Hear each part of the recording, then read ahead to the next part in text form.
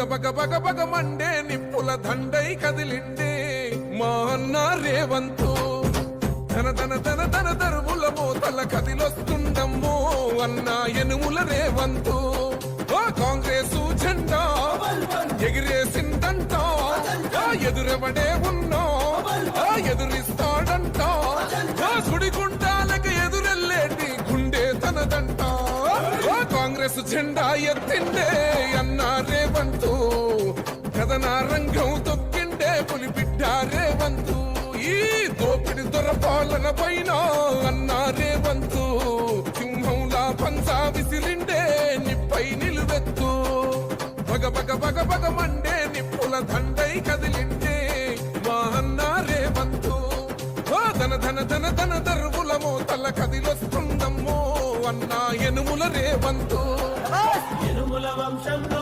పుట్టినాడే పులిలా కొండారెడ్డి పల్లెలోన రామచంద్రమ్మ కన్నదంట వీరుడి నీలా పేద గుండెల్లోన దేవుడే మల్లా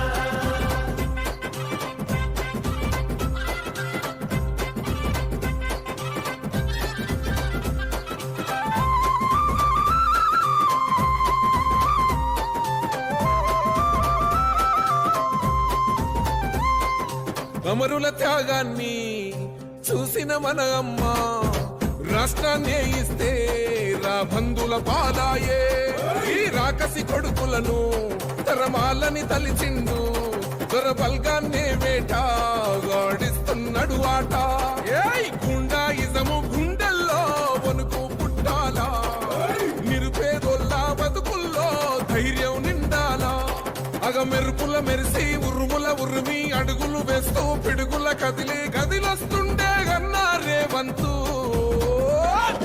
కాంగ్రెస్ జెండా ఎత్తిండే అన్న రేవంతు కథన రంగం తొక్కిండే పులిబిడ్డ రేవంతు ఈ దోపిడి దొర పాలన పైన అన్న రేవంతు సింహంలా పంచా విసిరిండే నిప్పై నిలువెత్తు బగ బగ బగ బగ మండే నిప్పుల దండై కదిలిండే మా అన్న రేవంతు ధన ధన ధన ధన దరువుల మోతల కదిలొస్తుందమ్మో అన్న ఎనుముల రేవంతు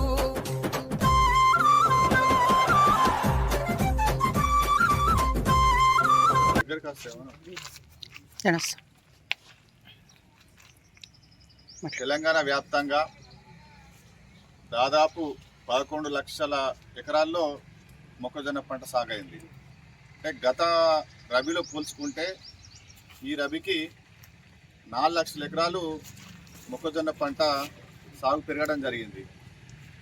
అయితే ఈ మొక్కజొన్న పంట అయినా ఇంకా ఆహార పంటలు దాదాపు 23 పంటల కేంద్రం మద్దతు ధర ప్రకటించి అందులో కొన్ని పంటలే అంటే సోయాబీను, శనగ కొన్ని పంటలను కొని మిగిలిన పంటలను కూడా కొనలేని పరిస్థితిలో కేంద్ర ప్రభుత్వం ఉన్నప్పటికీ రాష్ట్ర ప్రభుత్వం ఈ రాష్ట్ర రైతాంగాన్ని ఆదుకోవడం కోసం ఖచ్చితంగా ఎన్ని ఇబ్బందులున్నా ఎంత ఆర్థిక సంక్షోభం ఉన్నా కానీ ఎట్టి పరిస్థితుల్లో రైతులకు సంబంధించినటువంటి దాంట్లో రైతుల పక్షం నిలబడి రైతులను ఆదుకునే దిశగా గౌరవ ముఖ్యమంత్రి రేవంత్ రెడ్డి గారు ప్రయత్నం చేస్తూ ఉన్నారు. అందులో భాగమే ఇవాళ మన దగ్గర పండినటువంటి మొక్కజొన్న పంటను ప్రభుత్వం కొనుగోలు చేస్తూ ఉన్నది. అంటే మార్కెట్ ధర దాదాపు 17 నుంచి 1800 మార్కెట్ ధర ఉంటే కనీస మద్దతు ధర 2400 రూపాయలు ఉన్నప్పటికీ ఒక్కొక్క రైతు ఎకరానికి దాదాపు 25,000 నష్టపోతున్నటువంటి పరిస్థితిలో ఆ రైతులను ఆదుకోవడం కోసం ఇవల్ల ఎంత ఆర్థిక ఇబ్బంది అయినప్పటికీ కూడా ఖచ్చితంగా కొనుగోలు చేయడం ఒక ఆలోచనతో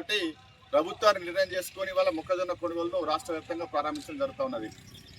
నేను పంట చేతికొచ్చి నుంచే అంటే పోయిన నెల మొదటి వారం నుంచే నేను గౌరవ ముఖ్యమంత్రి గారిని, గౌరవ వ్యవసాయ శాఖ మంత్రి గారిని ప్రత్యేకంగా కలిసి ప్రతి ఒక్క మొక్కజొన్న రైతు ఎకరానికి 25,000 రూపాయలు నష్టపోతూ ఉన్నాడు, ఖచ్చితంగా కొనాల్సిందని చెప్పేసి వాళ్ళతోటి మెప్పించి మాట్లాడి ఇవాళ రాష్ట్ర వ్యాప్తంగా కొనుగోలు చేసే విధంగా ప్రయత్నం చేసినాం. ఎందుకంటే ఒక రైతుగా నేను రైతు సమస్యల మీద పనిచేసిన వ్యక్తిగా ఖచ్చితంగా రైతుల పక్షం నిలబడని ఒక ఆలోచనతో నేను వాళ్ళని కోరడం జరిగింది. ఖచ్చితంగా వాళ్ళు కొనుగోలు చేయడానికి ముందుకు వచ్చారు. అంటే ఇదే పంట కాదు, నేను రైతులకు కూడా విజ్ఞప్తి చేస్తూ ఉన్నా. నన్ను చాలా మంది అడిగిర్రు మొక్కజొన్న కొంటారా కొనంటే నేను ఒకటే చెప్పిన అందరికీ, మీరు ఎట్టి పరిస్థితుల్లో అమ్ముకోకండి. ఖచ్చితంగా ప్రభుత్వం కొనుగోలు చేస్తుంది. వానాకాలంలో ఇదే పరిస్థితి అయింది. ప్రభుత్వం కొనుగోలు చేస్తుందని చెప్పినప్పటికి కూడా సగం మంది తొందరపడి అమ్ముకున్నారు. ఆ అమ్ముకోవడం వల్లనే చాలా మంది నష్టపోయారు. అందుకనే ఈ రబీలో కూడా నేను చాలా మంది రైతులకు చెప్పినా, మీరు తొందరపడి అమ్మకండి. ఇదే పంట కాదు, ఏ పంట అయినా మనం తొందరపడి అమ్ముకోవడం వల్ల మనం మన అవసరాన్ని ఆసరా చేసుకుని వ్యాపారస్తులు మన నిండా ముస్తున్నటువంటి పరిస్థితి ఉంది. పోయిన ఈ రోజున కూడా అంతే, 40-50 వేల ఎకరాల నుంచి 20 వేల ఎకరాలు పడిపోయింది సాగు, పంట లేదు. వ్యాపారస్తులు మనల్ని మభ్యపెట్టి అనేక రకాల ప్రలోభపెట్టడంతో ఎగబడి మనం అమ్ముతున్నటువంటి పరిస్థితి ఉంది. దాన్ని ఆసరా చేసుకొని ధరను తగ్గించారు. అట్లా రైతులు ఒక సంఘటితంగా ఉండి ఖచ్చితంగా మాకు ధర వస్తేనే అమ్ముతాము అనేటటువంటి పరిస్థితికి వచ్చినాడు ఖచ్చితంగా మన గిట్టుబాటు ధర అనేది వస్తుంది. ప్రత్యేకంగా ఈ మొక్కజొన్నకు సంబంధించిన దాంట్లో కూడా కేంద్ర ప్రభుత్వం ఖచ్చితంగా సహకారం చేయాలి. కేంద్ర ప్రభుత్వం కూడా కొంత దీంట్లో ఆర్థికంగా సాయం చేసి రాష్ట్ర ప్రభుత్వానికి చేదోడుగా నిలబడితే రాష్ట్ర ప్రభుత్వానికి సపోర్ట్ చేసిన వాళ్ళు అవుతారు. ఎందుకంటే కనీస మద్దతు ధర నిర్ణయించి వదిలేస్తా ఉన్నారు, రాష్ట్ర ప్రభుత్వాల మీద వదిలేస్తా ఉన్నారు. రాష్ట్ర ప్రభుత్వం బర్డన్ అవుతా ఉంటున్నది.